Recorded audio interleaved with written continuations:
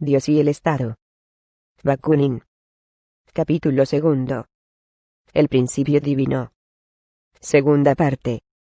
La inmensa ventaja de la ciencia positiva sobre la teología, la metafísica, la política y el derecho jurídico, consiste en esto: que en lugar de las abstracciones mentirosas y funestas predicadas por esas doctrinas, plantea abstracciones verdaderas que experimentan la naturaleza general, o la lógica misma de las cosas, sus relaciones generales, y las leyes generales de su desenvolvimiento.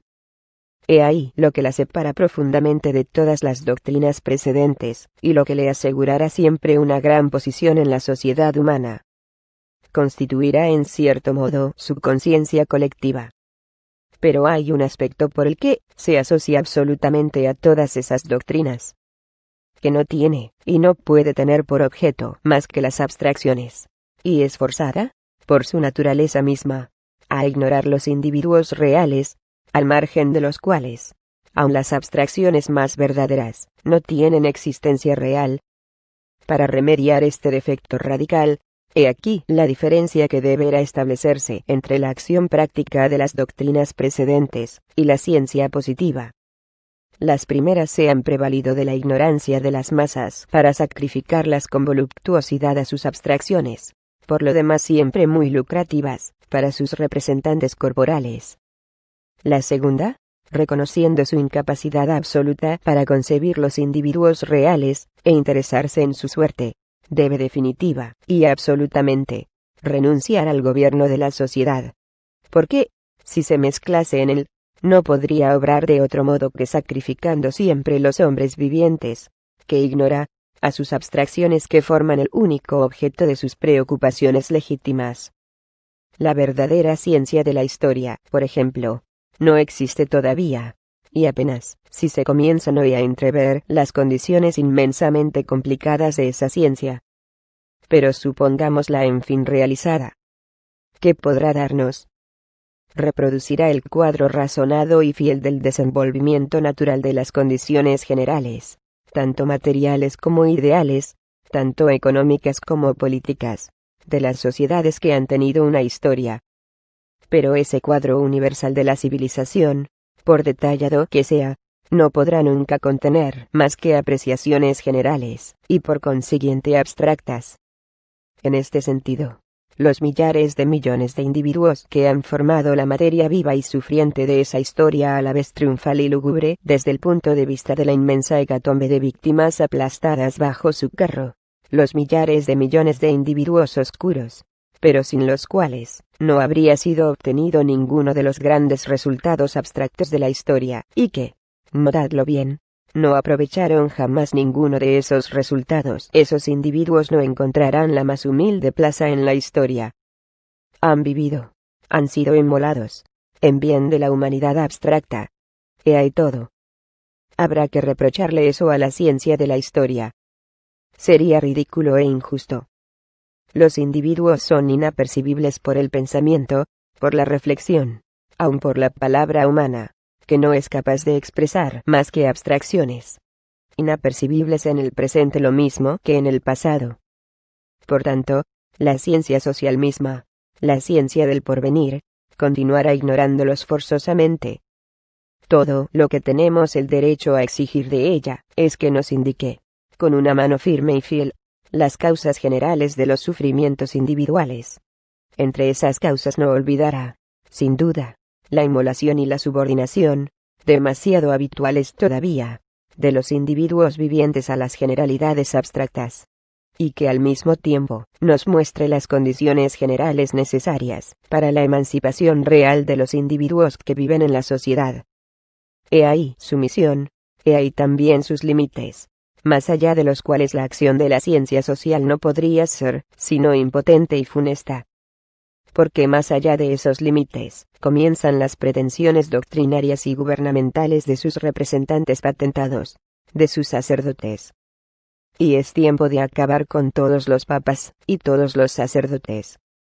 No los queremos, ya aunque se llamen demócratas socialistas. Otra vez más, la única misión de la ciencia, es iluminar la ruta. Pero solo la vida, liberada de todos los obstáculos gubernamentales y doctrinarios y de vuelta a la plenitud de su acción espontánea, puede crear. ¿Cómo resolver esta antinomia? Por una parte, la ciencia es indispensable a la organización racional de la sociedad. Por otra, incapaz de interesarse por lo que es real y viviente, no debe mezclarse en la organización real o práctica de la sociedad. Esta contradicción no puede ser resuelta más que de un solo modo: la liquidación de la ciencia como ser moral existente al margen de la vida social de todo el mundo, y representada, como tal, por un cuerpo de patentados, y su difusión entre las masas populares. Estando llamada la ciencia en lo sucesivo a representar la conciencia colectiva de la sociedad, debe realmente convertirse en propiedad de todo el mundo. Por eso, sin perder nada de su carácter universal del que no podrá jamás apartarse, bajo pena de cesar de ser ciencia, y aun continuando ocupándose exclusivamente de las causas generales, de las condiciones reales, y de las relaciones generales, de los individuos y de las cosas, se fundirá en la realidad con la vida inmediata y real de todos los individuos humanos. Este era un movimiento análogo a aquel que ha hecho decir a los protestantes, al comienzo de la Reforma religiosa, que no había necesidad de sacerdotes, pues el hombre se convertiría en adelante en su propio sacerdote y, gracias a la intervención invisible, única, de Jesucristo, había llegado a tragarse en fin su propio Dios. Pero no se trata aquí ya ni de nuestro Señor Jesucristo, ni del buen Dios, ni de la libertad política, ni del derecho jurídico, todas cosas reveladas, sea teológica, sea metafísicamente, y todas igualmente indigestas, como se sabe. El mundo de las abstracciones científicas no es revelado. Es inherente al mundo real, del cual no es más que la expresión y la representación general o abstracta. En tanto que forma una región separada, representada especialmente por el cuerpo de los sabios, ese mundo ideal nos amenaza con ocupar, frente al mundo real, el puesto del buen Dios, y con reservar a sus representantes patentados el oficio de sacerdotes. Por esa razón, por la instrucción general, igual para todos y para todas, hay que disolver la organización social separada de la ciencia, a fin de que las masas, cesando de ser rebaños dirigidos y esquilmados por los pastores privilegiados, puedan tomar en sus manos sus propios destinos históricos. Pero en tanto que las masas no hayan llegado a ese grado de instrucción, será necesario que se dejen gobernar por los hombres de ciencia. No lo quiera Dios. Sería mejor que vivieran sin la ciencia antes de dejarse gobernar por los sabios. El gobierno de los sabios tendría por primera consecuencia hacer inaccesible al pueblo la ciencia, y sería necesariamente un gobierno aristocrático, porque la institución actual de la ciencia es una institución aristocrática. La aristocracia de la inteligencia. Desde el punto de vista práctico la más implacable, desde el punto de vista social la más arrogante, y la más insultante. Tal sería el poder constituido en nombre de la ciencia. Ese régimen sería capaz de paralizar la vida y el movimiento, la sociedad. Los sabios, siempre presuntuosos, siempre llenos de suficiencia, y siempre impotentes, querrían mezclarse en todo, y todas las fuentes de la vida se secarían bajo su soplo abstracto y sabio. Una vez más, la vida, no la ciencia, crea la vida. La acción espontánea del pueblo mismo es la única que puede crear la libertad popular. Sin duda, sería muy bueno que la ciencia pudiese, desde hoy, iluminar la marcha espontánea del pueblo hacia su emancipación, pero más vale la ausencia de luz que una luz vertida con parsimonia desde afuera con el fin evidente de extraviar al pueblo. Por otra parte, el pueblo no carecerá absolutamente de luz. No en vano, ha recorrido la larga carrera histórica, y ha pagado sus errores con siglos de sufrimientos horribles. El resumen práctico de esas dolorosas experiencias constituye una especie de ciencia tradicional que, bajo ciertos aspectos, equivale perfectamente a la ciencia teórica. En fin, una parte de la juventud estudiosa, aquellos de entre los burgueses estudiosos que sienten bastante odio contra la mentira, contra la hipocresía, contra la iniquidad, y contra la cobardía de la burguesía, para encontrar en sí el valor de volverle las espaldas, y bastante pasión para abrazar sin reservas la causa justa y humana del proletariado. Esos serán, como lo he dicho ya, los instructores fraternales del pueblo. Aportándole conocimientos que le faltan aún, harán perfectamente inútil el gobierno de los sabios. Si el pueblo debe preservarse del gobierno de los sabios, con mayor razón debe premunirse contra el de los idealistas inspirados. Cuanto más sinceros son esos creyentes y esos poetas del cielo, más peligrosos se vuelven. La abstracción científica, lo he dicho ya, es una abstracción racional, verdadera en su esencia, necesaria a la vida de la que es representación teórica, conciencia. Debe ser absorbida y digerida por la vida. La abstracción idealista, Dios, es un veneno corrosivo que destruye y descompone la vida, que la falsea y la mata. El orgullo de los idealistas, no siendo personal, sino un orgullo divino, es invencible e implacable. Debe morir, pero no cederá nunca, y en tanto que le quede un soplo, tratará de someter el mundo al talón de su Dios, como los lugartenientes de Prusia, esos idealistas prácticos de Alemania, quisieran verlo aplastado bajo la bota con espuelas de su rey. Es la misma fe, los objetivos no son siquiera indiferentes, y el mismo resultado de la fe. La esclavitud es al mismo tiempo el triunfo del materialismo más craso y más brutal. No hay necesidad de demostrarlo por lo que se refiere a Alemania, porque habría que estar verdaderamente ciego para no verlo, en los tiempos que corren. Pero creo necesario aún demostrarlo con relación al idealismo divino. El hombre, como todo el resto del mundo, es un ser completamente material. El espíritu, la facultad de pensar, de recibir y de reflejar las diversas sensaciones, tanto exteriores como interiores, de recordarlas después de haber pasado, y de reproducirlas por la imaginación, de compararlas y distinguirlas, de abstraer determinaciones comunes, y de crear por eso mismo generales o abstractas, a fin de formar las ideas, agrupando y combinando las nociones según modos diferentes. La inteligencia, en una palabra, el único creador de todo nuestro mundo ideal, es una propiedad del cuerpo animal, y principalmente de la organización completamente material del cerebro. Lo sabemos de una manera muy segura, por la experiencia universal, que no ha desmentido nunca hecho alguno, y que todo hombre puede verificar a cada instante de su vida. En todos los animales, sin exceptuar las especies más inferiores, encontramos un cierto grado de inteligencia, y vemos que en la serie de las especies la inteligencia animal se desarrolla tanto más cuanto más la organización de una especie se aproxima a la del hombre, pero que en el hombre solamente llega a esa potencia de abstracción que constituye propiamente el pensamiento. La experiencia universal, que en definitiva es el único origen, la fuente de todos nuestros conocimientos, nos demuestra, pues, 1. Que toda inteligencia está siempre asociada a un cuerpo animal cualquiera, y 2. Que la intensidad, la potencia de esa función animal, depende de la perfección relativa de la organización animal. Este segundo resultado de la experiencia universal no es aplicable solamente a las diferentes especies animales. Lo comprobamos igualmente en los hombres, cuyo poder intelectual y moral depende, de una manera demasiado evidente, de la mayor o menor perfección de su organismo, como raza, como nación, como clase y como individuos, para que sea necesario insistir demasiado sobre este punto.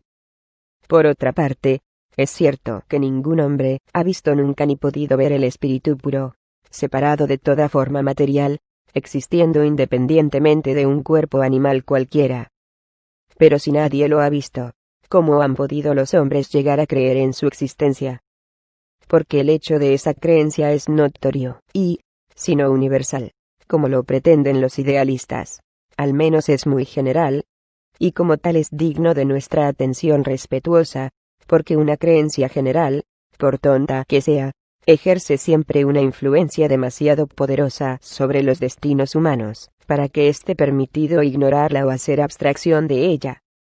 El hecho de esa creencia histórica se explica, por otra parte, de una manera natural y racional, El ejemplo que nos ofrecen los niños y los adolescentes, incluso muchos hombres que han pasado la edad de la mayoría, nos prueba que el hombre puede ejercer largo tiempo sus facultades mentales antes de darse cuenta la manera como las ejerce, antes de llegar a la conciencia clara de ese ejercicio. En ese periodo del funcionamiento del espíritu inconsciente de sí mismo, de esa acción de la inteligencia ingenua o creyente, el hombre, obsesionado por el mundo exterior e impulsado por ese aguijón interior que se llama la vida, crea cantidad de imaginaciones, de nociones y de ideas, necesariamente muy imperfectas al principio, muy poco conformes a la realidad de las cosas y de los hechos que se esfuerzan por expresar. Y como no tiene la conciencia de su propia acción inteligente, como no sabe todavía que es él mismo el que ha producido, y el que continúa produciendo esas imaginaciones, esas nociones, esas ideas, como ignora su origen subjetivo, es decir, humano, las considera naturalmente, necesariamente, como seres objetivos, como seres reales, en absoluto independientes de, que existen por sí, y en sí. Es así como los pueblos primitivos, al salir lentamente de su inocencia animal, han creado sus dioses habiéndolos creado, no pensando que fuesen ellos mismos los creadores únicos, los han adorado, considerándolos como seres reales, infinitamente superiores ellos mismos, les han atribuido la omnipotencia, y se han reconocido sus criaturas, sus esclavos. A medida que las ideas humanas se desenvolvían más, los dioses, que como se observa ya, no fueron nunca más que la reverberación fantástica, ideal, poética, o la imagen trastornada, se idealizaban también. Primero fetiches groseros, se hicieron poco a poco espíritus puros, con existencia fuera del mundo visible, y en fin, a continuación de un largo desenvolvimiento histórico, acabaron por confundirse en un solo ser divino, espíritu puro, eterno, absoluto, creador y amo de los mundos. En todo desenvolvimiento, justo o falso, real o imaginario, colectivo o individual, es siempre el primer paso el que cuesta, el primer acto el más difícil. Una vez franqueado ese paso y realizado ese primer acto, el resto transcurre naturalmente, como una consecuencia necesaria. Lo que era difícil en el desenvolvimiento histórico de esa terrible locura religiosa que continúa obsesionándonos y aplastándonos, era poner un mundo divino tal cual, fuera del mundo real. Ese primer acto de locura, tan natural desde el punto de vista fisiológico, y por consiguiente necesario en la historia, la humanidad, no se realiza de un solo golpe. Han sido necesarios no sé cuántos siglos para desarrollar y para hacer penetrar esa creencia en los hábitos mentales de los hombres. Pero, una vez establecida, se ha vuelto omnipotente, como lo es necesariamente toda cura que se apodera del cerebro humano. Considerad un loco.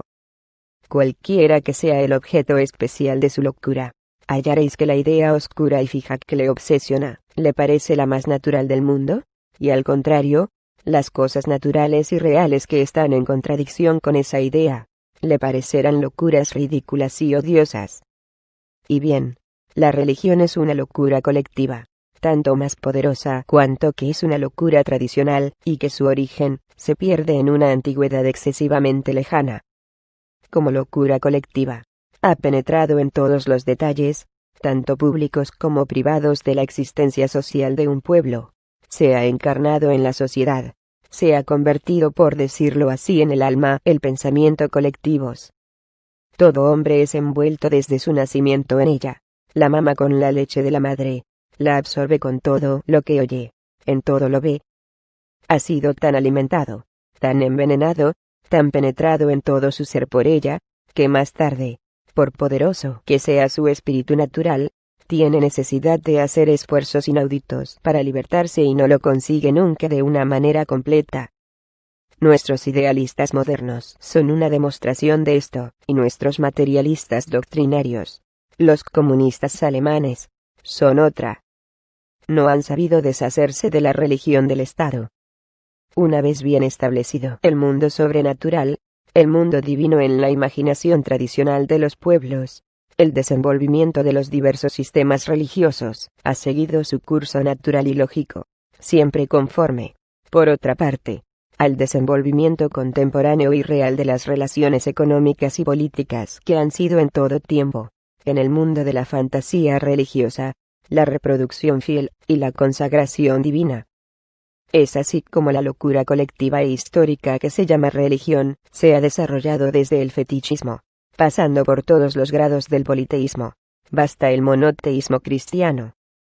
El segundo paso, en el desenvolvimiento de las creencias religiosas, y el más difícil, sin duda después del establecimiento de un mundo divino separado, fue precisamente esa transición del politeísmo al monoteísmo, del materialismo religioso de los paganos a la fe espiritualista de los cristianos.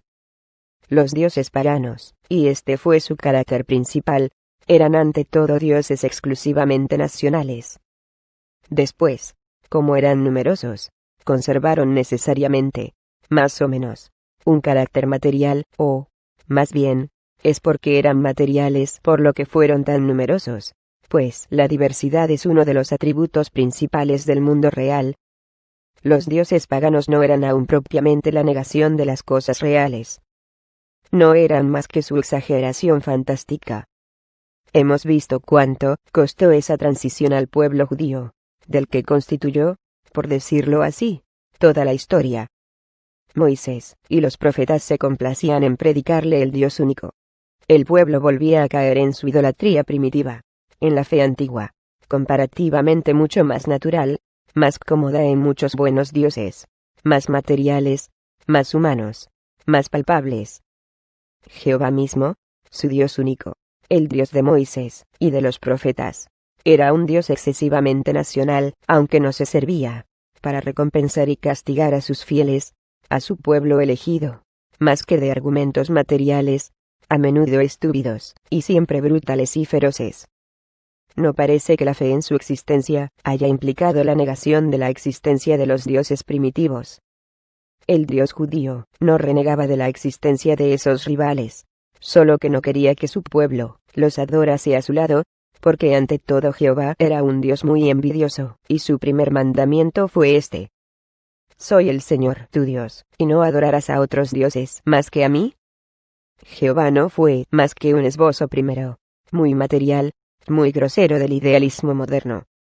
No era, por los demás, sino un Dios nacional, como el Dios ruso que adoran los generales rusos súbditos del zar y patriotas del imperio de todas las Rusias, como el Dios alemán que, sin duda, van a proclamar bien pronto los pietistas, y los generales alemanes súbditos de Guillermo I, en Berlín. El Ser Supremo no puede ser un Dios nacional, debe ser el de la humanidad entera. El Ser Supremo no puede ser tampoco un ser material, debe ser la negación de toda materia, el espíritu puro. Para la realización del culto del Ser Supremo, han sido necesarias dos cosas. 1. Una realización de la humanidad por la negación de las nacionalidades y de los cultos nacionales. 2. Un desenvolvimiento ya muy avanzado de las ideas metafísicas, para espiritualizar al Jehová tan grosero de los judíos. La primera condición fue cumplida por los romanos de una manera muy negativa, sin duda. Por la conquista de la mayor parte de los países conocidos de los antiguos, y por la destrucción de sus instituciones nacionales. Gracias a ellos el altar de un Dios único y supremo pudo establecerse sobre las ruinas de otros millares de altares nacionales. Los dioses de todas las naciones vencidas, reunidos en el panteón, se anularon mutuamente. Ese fue el primer esbozo, muy tosco, y por completo negativo, de la humanidad. En cuanto a la segunda condición, la espiritualización de Jehová, fue realizada por los griegos mucho antes de la conquista de su país por los romanos. Ellos fueron los creadores de la metafísica. Grecia, en su cuna histórica, había encontrado un mundo divino que se estableció definitivamente en la fe tradicional de sus pueblos. Ese mundo le había sido legado, y materialmente aportado por el Oriente. En su periodo instintivo, anterior a su historia política, lo había desarrollado y humanizado prodigiosamente por sus poetas, y cuando comenzó propiamente su historia, tenía una religión hecha, la más simpática, y la más noble de todas las religiones que hayan existido jamás. En cuanto una religión, es decir, una mentira, pueda ser noble y simpática. Sus grandes pensadores, y ningún pueblo los tuvo mayores que Grecia al encontrar el mundo divino estableció, no solo fuera del pueblo, sino también en él mismo como hábito de sentir, y de pensar, lo tomaron necesariamente por punto de partida. Fue ya mucho que no hicieran teología, es decir, que no perdieran el tiempo en reconciliar la razón naciente con los absurdos de tal o cual otro Dios, como lo hicieron en la Edad Media los escolásticos.